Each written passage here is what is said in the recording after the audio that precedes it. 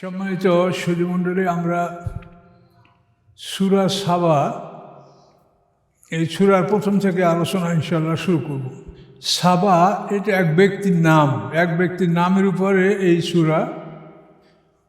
ওনার পরিচয় হচ্ছে সাবা ইবনে ইয়াসাব ইবনে ইয়ারাব ইবনে কাহতান। সাবা ইবনে ইয়াসাব ইবনে ইয়ারাব ইবনে কাহতান। এই কাহতান হচ্ছে ইব্রাহিম আলাইহিস সালামের উপরে। ইব্রাহিম আলাইহিস সালামের পিতার নাম আজর, তার পিতার নাম সারুক, তার পিতার নাম আরগো, তার পিতার নাম ফানে। এই ফানের পিতার যে আবের, এই আবেরের পুত্রের নাম হচ্ছে কাহতান। তো এই কাহতানকে ইতিহাসে তার নামটা কাহতান, জাকতান, ইয়াকতান, এইভাবে তার নামটাকে বিভিন্ন ইতিহাসে লিখেছে। তো এই কাহতানের দুই পুত্র ছিল, জুরহুম এবং ইয়ারাব। জুরহুম এবং ইয়ারাব, এই জুরহুম বংশ যে ইসমাইল আসলাম যে বংশে বিয়া করেছিলেন, মা হাজেরা জমজম কূপের কিনারায় যখন বসাছিলেন, তখন যে সম্প্রদায়টা ওখানে অবস্থান করছিল ইয়ামানের, তারা হলো জুরহুম। তো এই কাহতানের দুই পুত্র জুরহুম এবং ইয়ারাব। এই জুরহুম বংশ তো ইয়ামানে প্রতিষ্ঠিত হয়েছে, আর ইয়ারাব বংশ হলো আরব, এই আরব জাতি। তো এই বিখ্যাত এক ঐতিহাসিক ব্যক্তি সাবা, তার নামে আল্লাহ তাআলা এই সূরাটা নাম রেখেছেন। তো এই জন্য এই সূরা, প্রত্যেকটা সূরার এই নামের আলিফ লাম থাকে, এখানে আলিফ লাম নাই, নামের পূর্বে আলিফ লাম বসে না।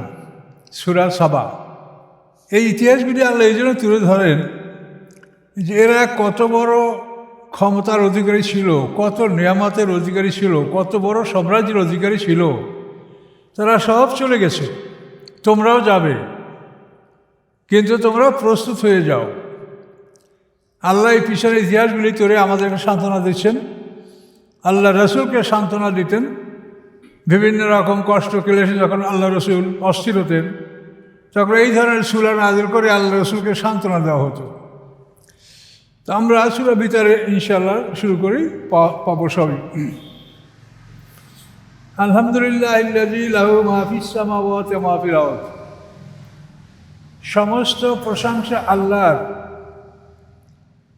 তিনি কে? আল্লাযী, তিনি কে? লাহু মা ফিস সামাওয়াতি ওয়া মা ফিল আরদ। তিনি হচ্ছেন সে যে যা কিছু আছে আকাশসমূহের মধ্যে এবং যা কিছু আছে পৃথিবীর মধ্যে, এই সব কিছু তিনি মালিক। লাহু লামলে তামলিক, তিনি মালিক এই সব কিছু। ওয়ালাহুল হামদু ফিল আখিরাতে, এবং তার জন্য সমস্ত প্রশংসা পরকালে। পরকালে আল্লাহ ছাড়া কারো কোনো প্রশংসা থাকবে না, সমস্ত প্রশংসা পরকালে আল্লাহর। দুনিয়াতে তো আমরা মানুষের প্রশংসা করে করে মানেই পেপার পত্রিকা সবই প্রশংসায় ভরা থাকে, যখন যারা ক্ষমতায় সব প্রশংসা তাদের। তো আল্লাহ বলেন সমস্ত প্রশংসা পরকালে আল্লাহরই থাকবে। সেদিন এই পৃথিবীতে যাদের প্রশংসা করা হতো, এদের প্রশংসা পরকালে থাকবে না।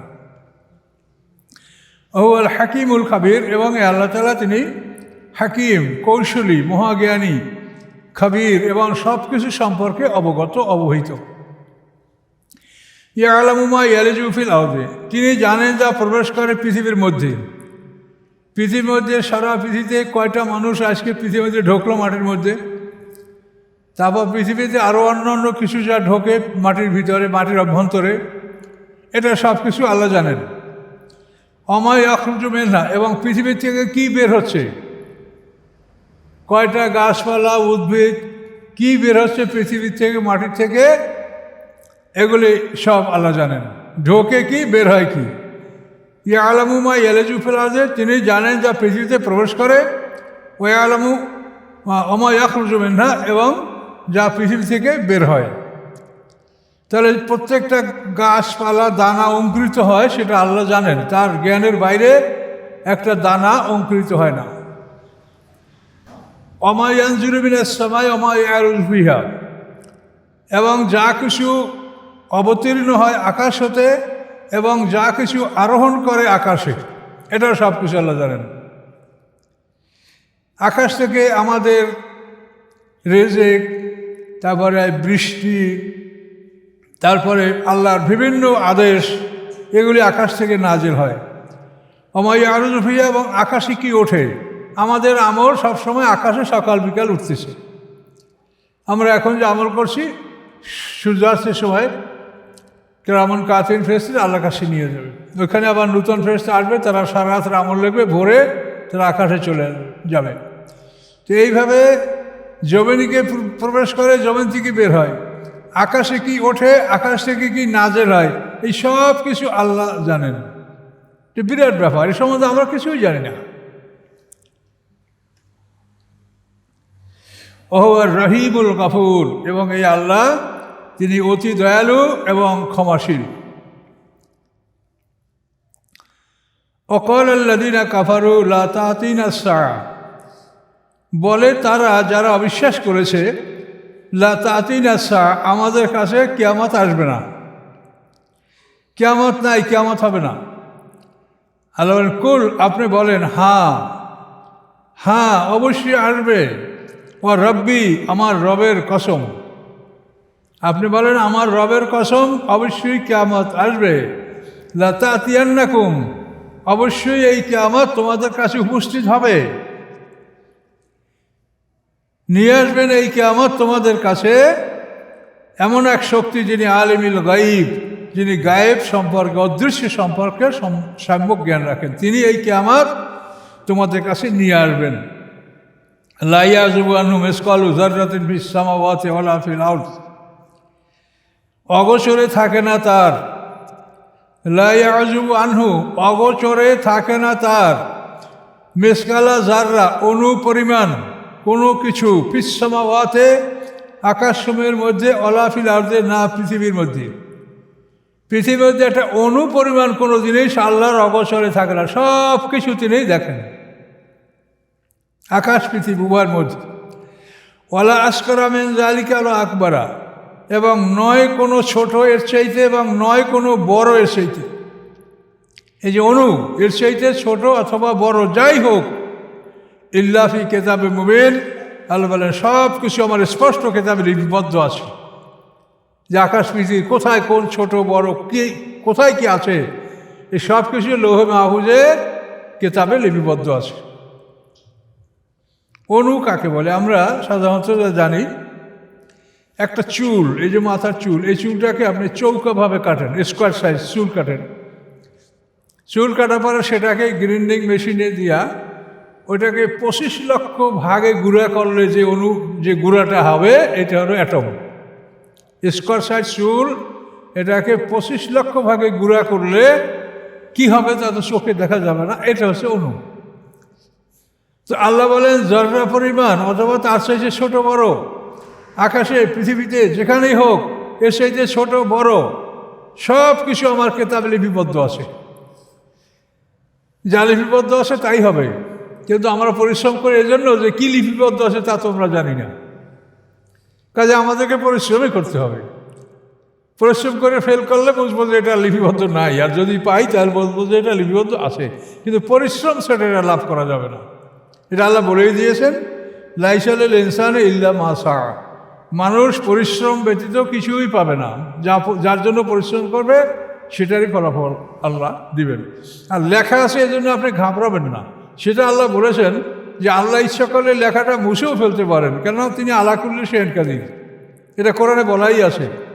ইয়ামহুল্লাহ মায়াশা ওয়াসবেদ, তিনি যা ইচ্ছা করেন মুছে ফেলেন, যা ইচ্ছা করেন ঠিক রাখেন।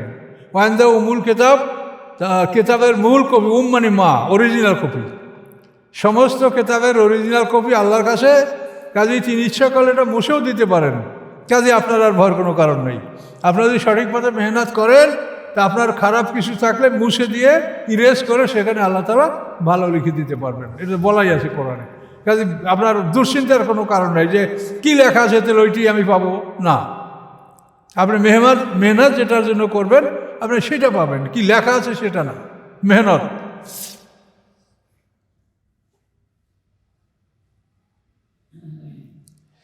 আল্লাহ বলেন এই সব কিছু তার দৃষ্টিতে, তার তত্ত্বাবধানে এই যে সব কিছু আছে, কেন? লিয়াজিয়াল্লাযিনা আমানু ওয়া আমিলুস সালিহাত, যে তিনি পুরস্কার দেবেন মোমেনদেরকে এবং যারা ভালো কাজ করে তাদেরকে তিনি পুরস্কার দেবেন।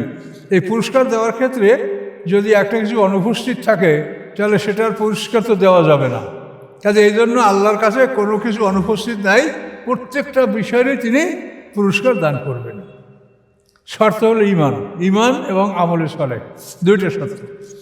ইমান এবং আমলে সলে যাদের আছে তাদেরকে আল্লাহ তাআলা এই পুরস্কার দান করবেন। তাতে অনুপরিমাণ কোনো জিনিসও বাদ যাবে না যে এইটার পুরস্কার আপনাকে দেওয়া হয়নি। তো যারা ইমান এবং আমলে সলে করবে উলাইকা লাহুম মাগফিরাত, তাদের জন্য ক্ষমা, রিজকুন কারীম এবং সম্মানিত জীবিকা। যারা ইমান এবং আমলে সলে করবে তাদের জন্য ক্ষমা পৃথিবীতে এবং সম্মানিত জীবিকা দুনিয়া এবং আখিরাতে, এটা আল্লাহ তাআলা ঘোষণা করেছেন। তো ইমান এবং আমলে সলে এই দুটার জন্যই আল্লাহ জান্নাত, পুরস্কার সব কিছু ঘোষণা করেছেন।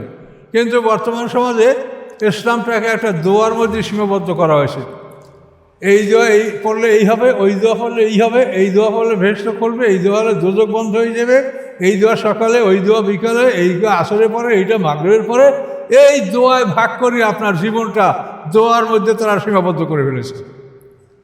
এত দোয়ার হিসাব করবেন তো অন্য কাজ কখন করবেন?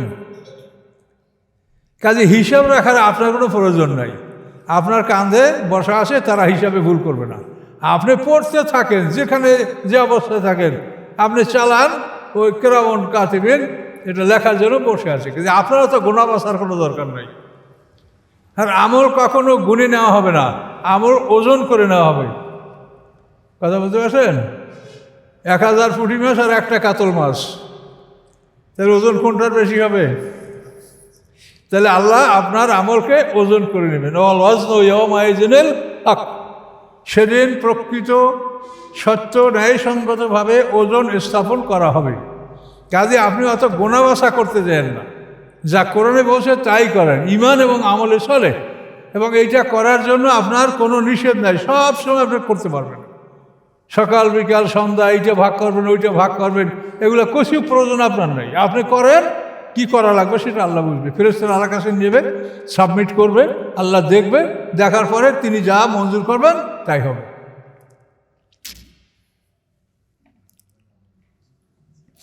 আল্লাযীনা সাউ ফি আয়াতিনা মুআজিজিনা, যারা চেষ্টা করে আমার আয়াতগুলিকে ব্যর্থ করার জন্য। এখন এই চেষ্টাকে বর্তমানে আমরাও করি নাকি, তাও ভাবিয়ে দেখতে হবে। আল্লাহর আয়াতগুলিকে ব্যর্থ করার জন্য যারা চেষ্টা করে, উলাইকা লাহুম আযাবুম মির রিজকিন আলীম, তাদের জন্য রয়েছে শাস্তি অপমানজনক, বেদনাদায়ক। আল্লাহর আয়াতগুলিকে ব্যর্থ করার জন্য অতি কৌশলে আমাদের ইসলামের শত্রুরা এটা করছে, এবং আমাদের আলেমদেরকেও, এক শ্রেণীর আলেমদেরকেও তারা এই কাজে ব্যবহার করছে। তারা কোরআনকে অপারগ করতে চায়, ব্যর্থ করতে চায়। কাজে এই জন্য সতর্ক থাকতে হবে। কোরআনের ব্যাপারে এখন তো এটা স্পষ্টই দেখা যাচ্ছে যে মানুষ আলেম ওলামা হওয়ার পরেও ডাইরেক্ট কোরআনের বিপক্ষে কথা বলছে। কি আশ্চর্য ব্যাপার! তাহলে এই যে কথা আল্লাহ কোরআনে বলছেন যে আমার আয়াতগুলিকে ব্যর্থ করার জন্য যারা চেষ্টা করে তাদের জন্য শাস্তি অপমানজনক এবং বেদনাদায়ক। কোনো অস্পষ্টতা আছে? পরিষ্কার কথা, এর কোনো ব্যাখ্যার দরকার নেই। তাহলে আল্লাহর আয়াতকে ব্যর্থ করার কেউ চেষ্টা যেন না করেন। যদি করেন তাহলে ভাগ্য খারাপ, রোজা নামাজে কিচ্ছু হবে না। এগুলো হলো আপনার মূল আকীদা এবং মূল ঈমান। ঈমান না থাকলে আমলে কিচ্ছু হবে না। আগে ঈমান ঠিক, তারপর আপনার আমলের হিসাব। ওয়ারাল্লাযিনা উতুল ইলমা, দেখে তারা যাদেরকে জ্ঞান দেওয়া হয়েছে, আহলে কিতাব। কি দেখে তারা? আল্লাযী উনজিলা ইলাইকা মির রাব্বিকা হুয়াল হক, যা আপনার রবের পক্ষ থেকে আপনার প্রতি নাজেল হয়েছে এগুলি সত্য। এটা আহলে কিতাবরা দেখে। পূর্বের আহলে কিতাব যারা আসমানি কিতাব তাওরাত ইনজিল যারা লাভ করেছে তারা এটা দেখে এবং বলে যে আপনার প্রতি যে অবতীর্ণ হয়েছে সত্য। ওয়াহদি ইলা সিরাতিল আজিজুল হাকিম, এবং ওই কিতাব পথ প্রদর্শন করে মহা ক্ষমতাশালী, মহাপ্রশংসিত আল্লাহর রাস্তার দিকে। অর্থাৎ এই যে কিতাব, এই কিতাব কী করে? সিরাতুল আজিজুল হামিদ, পরাক্রমশালী আল্লাহ, প্রশংসিত আল্লাহ, তার পথের দিকে এই কিতাব পথ প্রদর্শন করে, এই আল কোরআন। কাফেররা কি বলে শোনেন। অকল আল্লাযিনা কাফারু, এবং কাফেররা বলে, হাল নাদুল্লুকুম আলা রাজুলেন, আমরা বলবো কি তোমাদেরকে এক ব্যক্তির কথা, সে ব্যক্তি কি করে, ইউনাব্বিউকুম, তোমাদেরকে খবর দিচ্ছে। কি খবর দিচ্ছে? এজা মসজিদতুম কুল্লা মুবাজ্জাকেন, যখন তোমরা একেবারে সম্পূর্ণ চূর্ণ বিচূর্ণ হয়ে খড়কুটে পরিণত হবে, ইন্নাকুম লাফি খালকিন জাদীদ, নিশ্চয়ই তোমরা নূতন সৃষ্টিতে রূপান্তরিত হবে। এটা একটা লোকে বলে, কাফেররা বলছে, একটা লোকে বলে, তার খবর বলবো। কাফেররা আরও বলে, আফতারা আলাল্লাহ কাযিবান, এই লোকটা আল্লাহর উপরে মিথ্যা রচনা করেছে, নাউযুবিল্লাহ। ওরা বলে যে এই লোক অর্থাৎ মুহাম্মদ সাল্লাল্লাহু আলাইহি ওয়াসাল্লাম আল্লাহর উপরে মিথ্যা রচনা করেছে। আম্বি জান্নাতুন, অথবা তার কাছে কি জিন আছে, ভূত, পাগল। আল্লাহ বলেন, বালিল্লাযিনা কাফারু লা ইউমিনুনা বিল আখিরাহ, বরং কাফেররা পরকালে বিশ্বাস করে না। ওয়াফিল আযাবে, এবং তারা শাস্তির মধ্যে থাকবে। আর দলালেল বাঈদ, এবং দূর দূরান্ত ভুল পথে তারা রয়েছে। যারা ঈমান আনে না পরকালের পরে, তারাই শাস্তির মধ্যে এবং দূর দূরান্ত ভ্রান্ত পথে তারা অবস্থান করছে। কাজে শাস্তি যখন হবে, শাস্তির কথা শুনলে তো আমাদেরই কলিজা কাঁপে ওঠে। আফালাম ইয়ারাউ ইলা মা বাইনা আইদিহিম ওয়া খালফাহুম মিনাস সামাই ওয়াল আরদ, তারা কি দেখে না উহার প্রতি, ইলা মানে প্রতি, উহার প্রতি, মা বাইনা আইদিহিম ওয়া মা খালফাহুম, যা তাদের সামনে এবং তাদের পিছনে আছে। কি আছে সামনে পিছনে? মিনাস সামাই ওয়াল আরদ, আকাশ এবং পৃথিবী। আপনি সামনে তাকান আকাশ দেখবেন, পিছনে তাকান আকাশ দেখবেন, সামনে তাকান পৃথিবী দেখবেন, পিছনে তাকান পৃথিবী দেখবেন। এই জন্য আল্লাহ বলেন, তারা কি দেখে না উহার প্রতি, যা তাদের সামনে আছে এবং পিছনে আছে। কি? মিনাস সামাই ওয়াল আরদ, আকাশ পৃথিবী। তো এর নাশা, আমি যদি ইচ্ছা করি, নাকসে বেহমুল আর্দা, তাদের সহ আমি পৃথিবীকে ধসিয়ে দিতে পারি, তাদের সহ আমি পৃথিবীকে ধসিয়ে দিতে পারি, যেমন কারণ এবং তার সাথীদেরকে ধসিয়ে দেওয়া হয়েছিল। নুসকিত আলিম কিতাবাম মিনাস সামা, অথবা আমি ফেলে দিতে পারি তাদের উপরে টুকরা, আকাশের টুকরা ফেলে দিয়ে আমি তাদেরকে ধ্বংস করতে পারি আমি ইচ্ছা করলে। ইন্না ফি যালিকা লায়াতাল লিকুল্লি আবদিন মুনিব, নিশ্চয়ই এর মধ্যে রয়েছে নিশানাসমূহ, নিদর্শনসমূহ সকল বান্দার জন্য, যে বান্দারা মুনিব, আল্লাহ অভিমুখী, যারা আল্লাহ অভিমুখী, তাদের জন্য এর মধ্যে রয়েছে নিদর্শন। ওয়ালাকাদ আতাইনা দাউদা মিন্না ফাদলা, নিশ্চয়ই আমি দান করেছি দাউদ আলাইহিস সালামকে আমার অনুগ্রহ। দাউদ আলাইহিস সালাম বনী ইসরাঈলের রাসূল, তিনি 2 নম্বর রাসূল। মুসা আলাইহিস সালাম হলেন রাসূলদের মধ্যে 1 নম্বর, দাউদ আলাইহিস সালাম হলেন 2 নম্বর, ঈসা আলাইহিস সালাম 3 নম্বর, আমাদের রাসূল মুহাম্মদ সাল্লাল্লাহু আলাইহি ওয়াসাল্লাম 4 নম্বরে সর্বশ্রেষ্ঠ রাসূল সাল্লাল্লাহু আলাইহি ওয়াসাল্লাম। আল্লাহ বলেন, আমি দিয়েছি দাউদ আলাইহিস সালামকে আমার পক্ষ থেকে অনুগ্রহ। এই দাউদ আলাইহিস সালাম জবুর কিতাব লাভ করেছেন, এবং এই জবুর কিতাব ইউনানি ভাষায় নাযিল হয়েছে, গ্রিক ভাষায়। কোরআন আরবি ভাষায়, এবং এই জাবুর হলো গ্রিক ভাষা, ইউনানি ভাষায়, আর ইনজিল হলো সুরিয়ানি ভাষায়, আর কোরআন হচ্ছে আরবি ভাষায়। এটা মনে রাখার একটা ছোট্ট আছে, ফামুন তামুন জাইদুন আসা। ফামুন, ফা আইন মিম, ফোরকান আরবি ভাষায় মুহাম্মদ সাল্লাল্লাহু আলাইহি ওয়াসাল্লাম। তামুন, তা আইন মিম, তাওরাত ইব্রানি ভাষায় মুসা আলাইহিস সালাম পড়ে। জাইদুন, জবুর ইউনানি ভাষায় ঈসা আলাইহিস সালাম পড়ে। না, হ্যাঁ, জাইদুন, জাইয়াদাল, জবুর, ফামুন তামুন জাইদুন আসা। জাইদুন মানে ফামুন, ফোরকান আরবি ভাষায় মুহাম্মদ সাল্লাল্লাহু আলাইহি ওয়াসাল্লাম পড়ে। তামুন, তাওরাত ইব্রানি ভাষায় মুসা আলাইহিস সালাম পড়ে। জাইদুন মানে জবুর সুরিয়ানি, জবুর ইউনানি ভাষায়, গ্রিক ভাষায় দাউদ আলাইহিস পড়ে। জবুর গ্রিক ভাষা, ইউনানি ভাষায়, ইউনানি ওই জায়দুন ইয়া মানে ইউনানি, গ্রিক ভাষা, গ্রিক ভাষায় দাউদ আলাইহিস পড়ে। আর আশা ইনজিল সুরিয়ানি ভাষায় ঈসা আলাইহিস পড়ে। আলেফ সিন আইন, ইনজিল সুরিয়ানি ভাষায় ঈসা আলাইহিস পড়ে। তো ফামুন তামুন জায়দুন আশা। তো এভাবে আল্লাহ তাআলা মানে 4টে আসমানি কিতাব 4 ভাষায় নাযিল করছেন, যাতে পৃথিবীর কোনো মানুষের কোনো আপত্তি না থাকে। সবাইকে যদি এক আরবি ভাষায় নাযিল করা হতো, তা বলতে আমাদের তো মাতৃভাষায় আল্লাহ কোরআন নাযিল করে না, এরকম বলতে পারতো। তো আল্লাহ তাআলা পৃথিবীতে যখন নাযিল করছেন, তখন পৃথিবীতে যে ভাষাটা সবচাইতে বেশি বিস্তারিত ছিল, সবচাইতে বেশি সমাজে প্রতিষ্ঠিত ছিল, সেই ভাষাই আল্লাহ তাআলা তখন পৃথিবীতে আসমানি কিতাব নাযিল করেছেন। তো দাউদ আলাইহিস সালামকে আল্লাহ বললেন যে আমি তার প্রতি অনুগ্রহ দান করেছি। অনুগ্রহ তো আসমানি কিতাব জবুর। এবং আল্লাহ বলেন আমি বলেছি ইয়া জেবাল ও হে পাহাড় আববি মাহু, তুমি তার সাথে আমার পবিত্রতা ঘোষণা করো, আমার জিকির করো। আল্লাহ বলেছেন পাহাড়কে যে পাহাড় তুমি দাউদ আলাইহিস সালামের সাথে জিকির করো।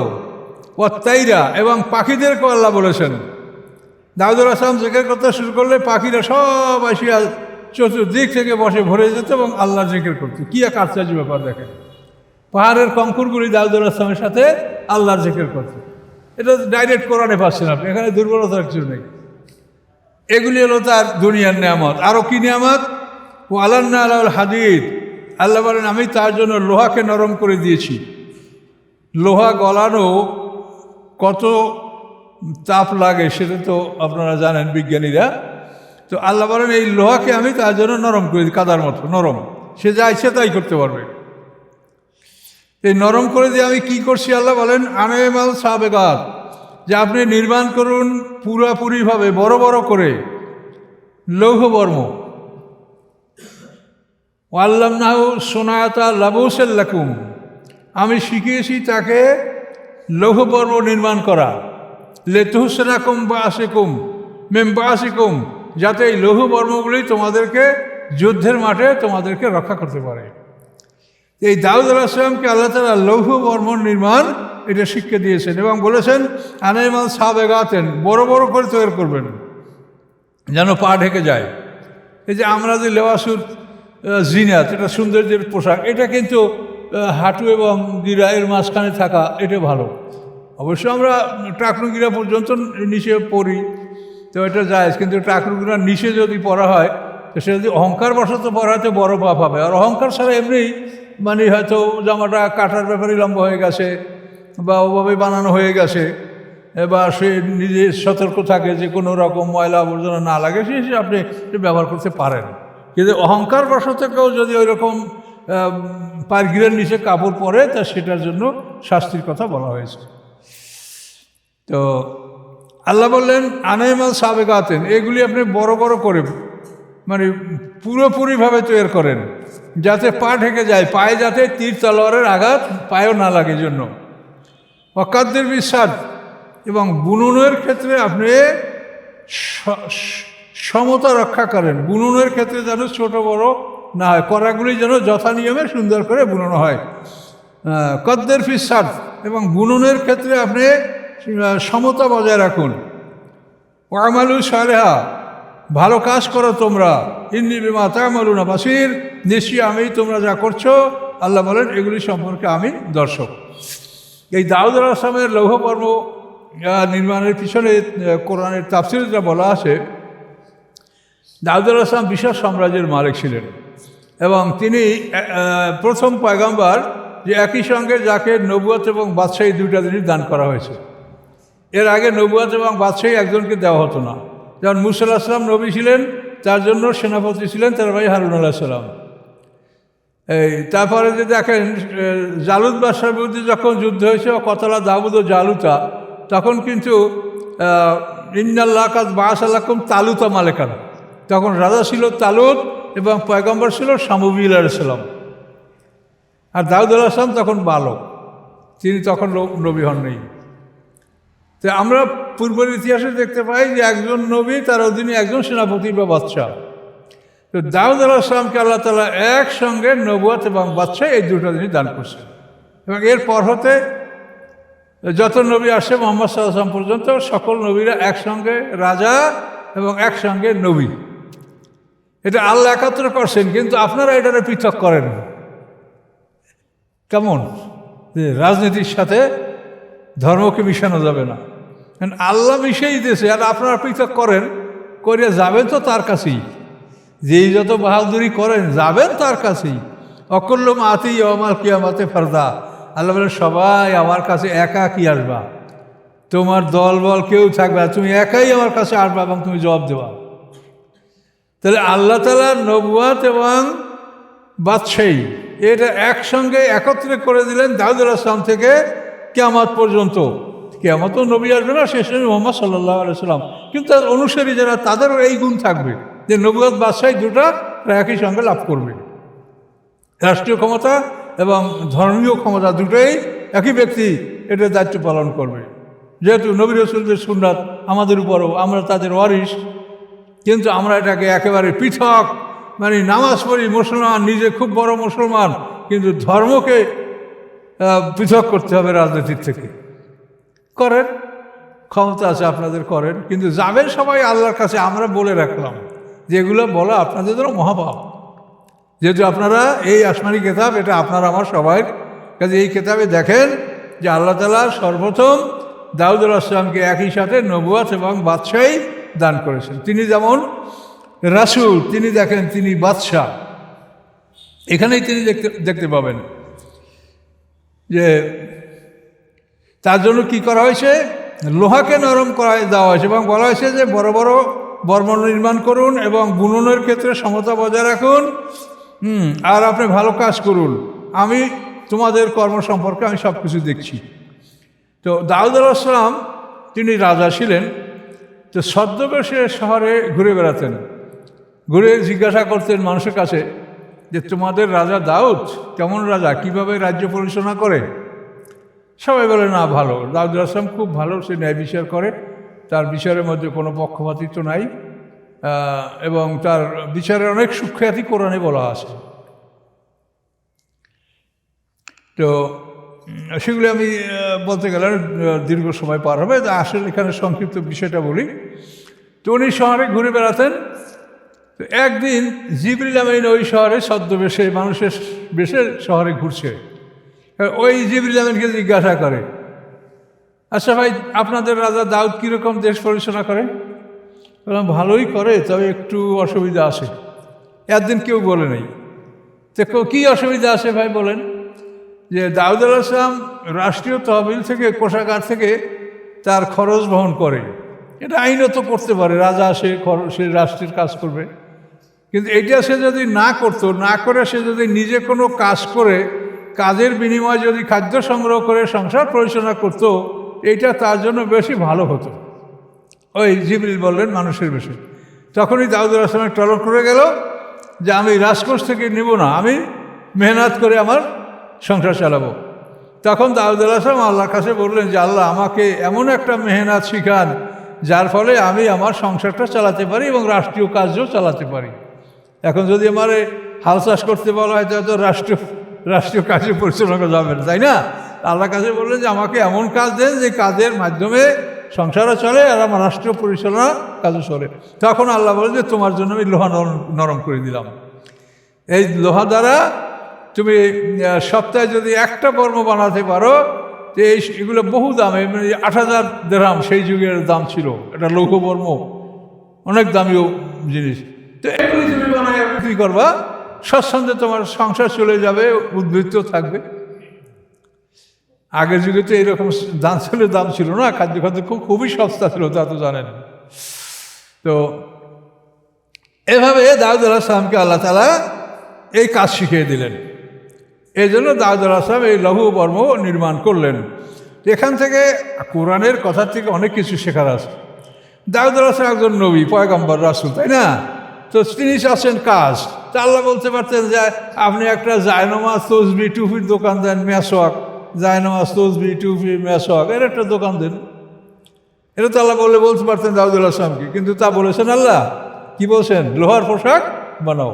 তাহলে এই যে লোহার পোশাক অর্থাৎ যুদ্ধ, এই যুদ্ধের জন্য যে আল্লাহ তাআলা এই আদেশ দিয়েছেন, যাতে এটা বোঝা যায় যে প্রাচীনকাল থেকে আরম্ভ করে এই যুদ্ধটা, এটা আল্লাহ তাআলা হক এবং বাতিলের মধ্যে যে লড়াই, এটা আল্লাহ ফরজ করেছেন। কিন্তু এইটাকে আমরা ভয়ঙ্করভাবে খারাপ মনে করি এবং আমাদেরকে এমন একটা অবস্থায় নিয়ে আসা হয়েছে যাতে এই ফরজটা আদায় করার মতো কোনো স্কোপই আমাদের নেই, কোনো সুযোগই আমাদের নেই। এটা সারা পৃথিবীতে ইহুদি খ্রিস্টানরা এরকম একটা অবস্থা সৃষ্টি করেছে। এই যুদ্ধ বন্ধ হওয়ার কারণে দাসপ্রথাটা বন্ধ হয়ে গেছে। দাসপ্রথা বন্ধ হওয়ার জন্য তো যুদ্ধ হইলে মুসলমানদের হাতে কাফের মুশরিক বন্দী হবে এবং তাদেরকে দাসদাসীতে পরিণত করার বিধান আছে। 4টা বিধান আছে বন্দীদের, হুকুম 4টা। তাতে হত্যা করা যায়, দাসদাসীতে পরিণত করা যায়, টাকার বিনিময়ে মুক্ত করা যায়, সাধারণ ক্ষমা করা যায়।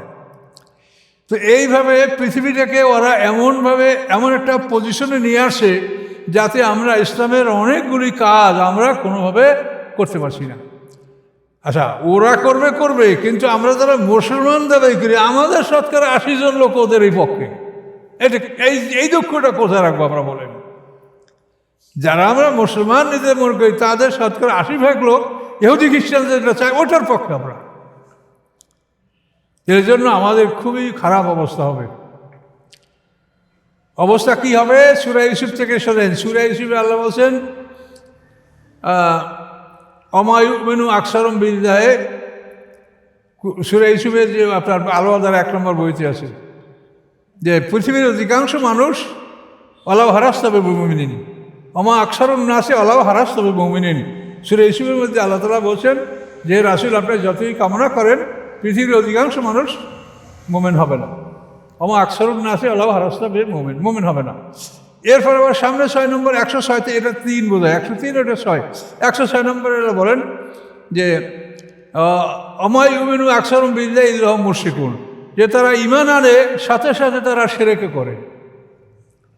তাহলে অধিকাংশ মুমিন হবে না, এটা গেল 1। 2 নম্বর, যারা মুমিন হবে তারা আবার সাথে সাথে শিরক করে। এই সাথে সাথে শিরক, মুমিন কিন্তু সাথে সাথে শিরক, একথা শুনলে আপনাদের মন খারাপ হয়ে যাবে। মুমিন এবং সাথে সাথে শিরক, এটা কি? যে আপনারা গণতন্ত্রের জন্য আন্দোলন করছেন, এটা শিরক। তার কারণ গণতন্ত্র মানুষের আইন, মানে মানুষ, তন্ত্র মানে আইন, গণতন্ত্র মানুষের আইন। এই গণতন্ত্রের আবিষ্কার হলো Abraham Lincoln. Government of the people, for the people, by the people, majority must be granted, এগুলো সব আব্রাহাম লিঙ্কনের কথা, এই গণতন্ত্র। এখন আমরা মুসলমান হওয়ার পরেও গণতন্ত্র প্রতিষ্ঠা করার জন্য আমরা সংগ্রাম করে যাচ্ছি। তাহলে আপনি আল্লাহ যে বিধান দিয়েছে সেই বিধান প্রতিষ্ঠা না করে আপনি আব্রাহাম লিঙ্কনের গণতন্ত্র প্রতিষ্ঠা করছেন। মাথায় টুপি, মুখে দাড়ি, নামাজ রোজা সবই আপনার আছে, কিন্তু আপনি মুশরিক। এর কোনো জবাব আছে আপনার কাছে? এগুলা শুনে রাখেন। আমরা তো কথা শুনতে পারলাম, দেখেন আমাদেরকে কীভাবে তাড়াচ্ছে মৌলভী সাহেবরা, কোনোখানে দাঁড়াইতেই দেয় না। আমরা বলছি যে ওইভাবে তারা খাবো আর আল্লাহর কথা বলতে থাকবো, বলতে বলতে কবরে চলে যাবো, আর কি। এটার মধ্যে কোনো অস্পষ্টতা আছে? শিরক মানে কি? আল্লাহ আইন দেবে কে? ইনিল হুকমু ইল্লা লিল্লাহ, আল্লাহ ছাড়া কোনো আদেশের অধিকার কারো আছে? ওয়ালা ইউশরিকু বি হুকমিহি আহাদা, তার আদেশে তিনি কাউকে অংশীদার রাখেন না। এখন আপনারা নামাজ, রোজা, হজ, যাকাত সবই করলেন, কিন্তু আইনের ক্ষেত্রে আব্রাহাম লিঙ্কনকে আল্লাহর সাথে মিলালেন। আল্লাহর আইনে ওগুলো করলেন আর এগুলো আব্রাহাম লিঙ্কনের আইনে, সেটা শিরক হইল কিনা বলেন? যে এই যে আল্লাহ যে কোরআনে বলেছেন ওমা ইউমিনু আকসারুহুম বিল্লাহি ইল্লা হুম মুশরিকুন, যে তাদের অধিকাংশ আল্লাহর প্রতি ঈমান আনে কিন্তু সাথে সাথে তারা মুশরিকও বটে। কি করবেন দেখেন, কোনো অস্পষ্টতা নাই, এখন পরিষ্কার কথা আল্লাহ কোরআনে বলে দিয়েছেন। এগুলি বোঝার জন্য তো মানুষ কোরআনের কাছে আসতে হবে। কোরআনের কাছে যদি আপনি মানুষকে আসতে না দেন, তাহলে কি করে হবে? আমাকে আসার আগে একটা লোকে মোবাইল করছে যে আপনার এই কথা নিয়ে, উনি কলেজের রিটায়ার্ড প্রফেসর, যে রাত্র 1টা পর্যন্ত আলাপ আলোচনা করেছি, তারপরে একটা আয়াত যখন অর্থ বলেছি যে মুহাম্মদ সাল্লাম সম্পর্কে আল্লাহ বলছেন যে মুহাম্মদ সাল্লাম কোনো কথা যদি বানাইয়ে বলে তাহলে আমি তার ডান হাত ধরে তাকে কাবু করে তার হৃৎপিণ্ডের রগগুলো কেটে দেব। তো এই আয়াতটা কোথায় আছে? উনি আলেমদের সাথে নিয়ে তর্ক বিতর্ক করে, আলেমরা এটা জানে না। অধিকাংশ ক্ষেত্রে যেখানে আমার লোকেরা কথাবার্তা বলে সেখানে বলে এটা কোথায় আছে, মানে ওনারা কোরআনের কোনো খবরই নাই। তবে বলে দিলাম যে সূরা হাক্কা, এই হাক্কা শেষ ভাগে দেখেন 44 নম্বর আয়াত, এই আয়াত কোরআন পাকে সূরা হাক্কার মধ্যে 69 নম্বর সূরা 44 নম্বর আয়াত এটা আছে। তো যাই হোক, সময় শেষ। আপনারা জিনিসটা বুঝলেন কিনা? আল্লাহ যে কথাগুলো বলেছে স্পষ্ট কথা, এই কথায় আমরা এই কোরআন অনুযায়ী যদি আমরা মুক্তি পাবো, আর যদি সাজাটা কোরআন অনুযায়ী হবে, এইটাই আমাদের বিচারের মানদণ্ড। হাসরের ময়দানে কোরআন দ্বারাই বিচার করা হবে, কোরআন দ্বারাই প্রশ্ন করা হবে। কোরআনে যে চাওয়া হয়েছে তা আমরা কী করেছি না করেছি এটাই জানা হবে। তো আমাদের হাতে আর সময় নাই। আমরা দাউদ আলাইহিস সালামের 11 নম্বর সূরাটার আমরা 11 নম্বর আয়াত পর্যন্ত চলে আসছি ইনশাল্লাহ। আবার আল্লাহ যদি মনে কবুল করেন তা আগামী জুমায় আমরা পর থেকে আবার আলোচনা ইনশাল্লাহ করব।